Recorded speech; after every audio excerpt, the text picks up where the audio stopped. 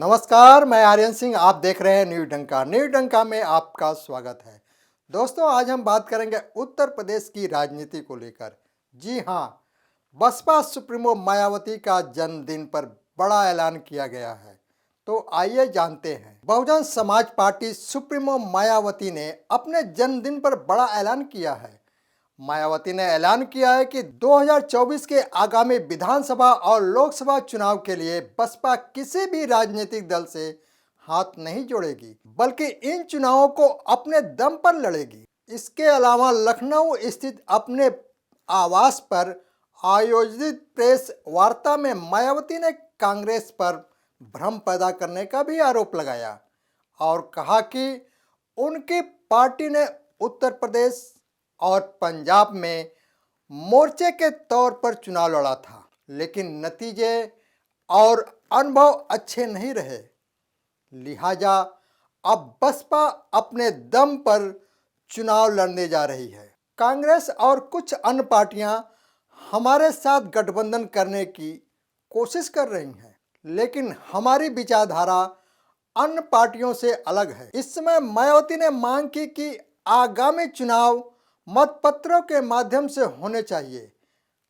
पिछले कुछ सालों में ईवीएम वोटिंग को लेकर लोगों के मन में कई तरह की शंकाएं पैदा हो गई हैं। इसलिए बसपा ने चुनाव आयोग और केंद्र सरकार से मांग की है कि आगामी चुनाव इसी बैलेट पेपर से कराए जाएं। ईवीएम में कुछ गड़बड़ है, कुछ लोग इससे छेड़छाड़ कर रहे हैं।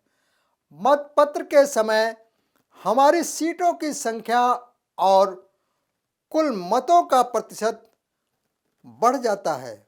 दोबारा बैलेट पेपर से मतदान कराना होगा। मायावती ने कहा कि बसपा को आगे बढ़ने से रोका जा रहा है। आरक्षण के प्रति सभी सरकारों का रवैया क्रूर रहा है। आरक्षण को लेकर भाजपा भी कांग्रेस के नक्शे कदम पर चल रही है।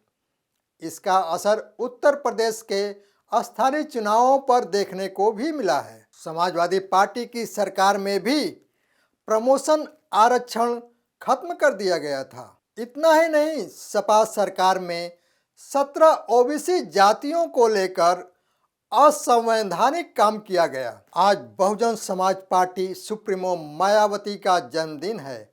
राजनीति में मायावती के उदय को भारत के पूर्व प्रधानमंत्री पीवी नरसिम्हा राव ने लोकतंत्र का चमत्कार करार दिया था। 15 जनवरी 1956 को नई दिल्ली में जन्मी मायावती के पिता प्रभु राम डाकघर के कर्मचारी थे। आपको मालूम है कि साधारण से परिवार में जन्म लेने वाली मायावती ने कड़े संघर्ष से अपने लिए राजनीतिक जमीन तैयार की और फिर उसके शीर्ष तक पहुंची। बचपन में मायावती के भाइयों को शिक्षा प्राप्त करने के लिए प्राइवेट स्कूल भेजा गया, जबकि उन्हें सरकारी स्कूल में भेजा गया। लेकिन मायावती ने अपने मेहनत से उच्च शिक्षा हासिल की। उन्होंने 1975 में दिल्ली विश्वविद्यालय के कालिंदी कॉलेज से बीए पास किया। इसके बाद उन्होंने भारतीय संविधान और कानून ज्ञान प्राप्त करने के लिए दिल्ली विश्वविद्यालय से लॉ की डिग्री हासिल की। मायावती ने सिविल सेवा की तैयारी के दौरान दिल्ली में एक शिक्षक के रूप में काम किया। इस दौरान मायावती दलित नेता कांसी राम के संपर्क में आई, जो मायावती को बहुजन समाज पार्टी का हिस्सा बनाना चाहते थे। मायावती पार्टी के आदर्शों से अत्यधिक प्रभावित थी, इसीलिए वह बसपा से चुनाव लड़ी और 1989 में पहली बार संसद सदस्य बनी। मायावती का पूरा ध्यान भारत में अनुसूचित जातियों और जनजातियों की स्थिति में सुधार करना था। कांसीराम के बाद मायावती बसपा में सबसे बड़ा नाम बन गई।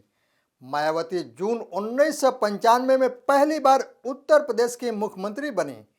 हालांकि मुख्यमंत्री के रूप में उनका कार्यकाल 4 महीने के बाद ही समाप्त हो गया। बसपा ने 2007 में पूर्ण बहुमत प्राप्त किया और पहली बार पूरे 5 साल के लिए यूपी की मुख्यमंत्री बनी। हालांकि पिछले कुछ सालों से मायावती की सक्रियता कम हुई है, जिसका खामियाजा बसपा को उठाना पड़ा है। तो दोस्तों, यह वीडियो कैसा लगा? लाइक, शेयर, कमेंट और हमारे यूट्यूब चैनल को सब्सक्राइब करें। धन्यवाद।